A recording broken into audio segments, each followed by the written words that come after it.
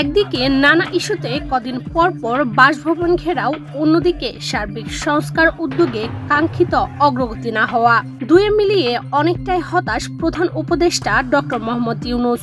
উপদেষ্টা পরিষদের বৈঠকে এ নিয়ে জানিয়েছেন ক্ষুব্ধ প্রতিক্রিয়া। এমনকি তিনি সরকার প্রধানের পদ ছাড়তে চেয়েছেন বলেও তথ্য এসেছে।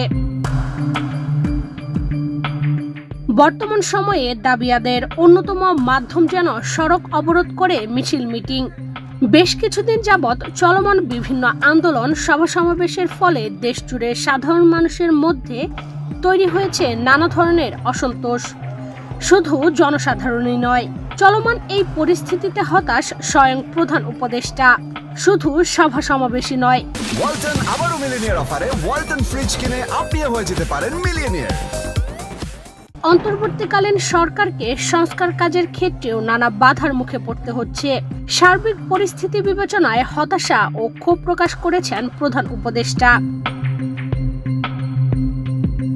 22 মে বৃহস্পতিবার উপদেষ্টা পরিষদের নিয়মিত বৈঠক শেষে অন্য উপদেষ্টাদের সঙ্গে দেশের সার্বিক পরিস্থিতি নিয়ে আলোচনার সময় হতাশা প্রকাশ করেন প্রধান উপদেষ্টা।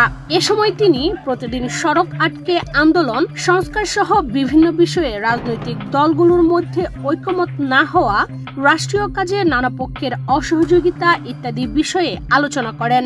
এক পর্যায়ে কাজ করতে না পারার বিষয়টি তুলে ধরে তিনি বলেন, সংস্কারের বিষয়ে এখনো তেমন কিছুই হলো না, তাহলে তিনি কেন প্রধান উপদেষ্টার দায়িত্বে থাকবেন? আলোচনার এক পর্যায়ে প্রধান উপদেষ্টা অন্য উপদেষ্টাদের বলেন তিনি দায়িত্ব থেকে সরে যেতে চান। তাদের আরেকটি অন্তর্বর্তী সরকার গঠনের কথা বলেন। বর্তমানে দেশের সার্বিক পরিস্থিতির প্রতি হতাশা প্রকাশ করে দেশে অবাধ ও নিরপেক্ষ নির্বাচন আয়োজন নিয়েও সংশয়ের কথা তুলে ধরেন প্রধান উপদেষ্টা। চলমান রাজনৈতিক পরিস্থিতিতে নির্বাচন হলে ব্যালট ছিনতাইয়ের মতো ঘটনা ঘটলে পুলিশ প্রশাসনের তার ঠেকানো নিয়েও আশঙ্কার কথা বলেন তিনি। গণ অভ্যুত্থানের পর দেশে একটি অবাধ ও সুষ্ঠু নির্বাচন করতে না পারলে মানুষ তাকে দায়ী করবে বলেও আলোচনায় উল্লেখ করেন ডক্টর মোহাম্মদ ইউনূস। বিষয়টি গণমাধ্যমে প্রকাশের পর থেকেই দেশজুড়ে আলোচনার কেন্দ্রবিন্দুতে পরিণত হয়েছে। প্রধান উপদেষ্টার পদত্যাগের পর দেশের সার্বিক অবস্থা কি হবে তা নিয়ে সাধারণ মানুষের মধ্যে উদ্বেগ উৎকণ্ঠা দেখা দিয়েছে। এমন পরিস্থিতিতে প্রধান উপদেষ্টার সঙ্গে গতকালই দেখা করেছেন জাতীয় নাগরিক পার্টির আহ্বায়ক নাহিদ ইসলাম। গতকাল সন্ধ্যায় তিনি প্রধান উপদেষ্টার বাসভবন যমুনায় ডক্টর ইউনূসের সঙ্গে দেখা করেন এবং তার পদত্যাগ নিয়ে ভাবনার বিষয়টি গণমাধ্যমকে নিশ্চিত করেন।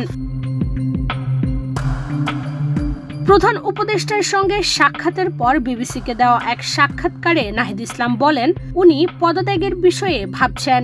ওনার কাছে মনে হয়েছে পরিস্থিতি এরকম যে তিনি কাজ করতে পারবেন না।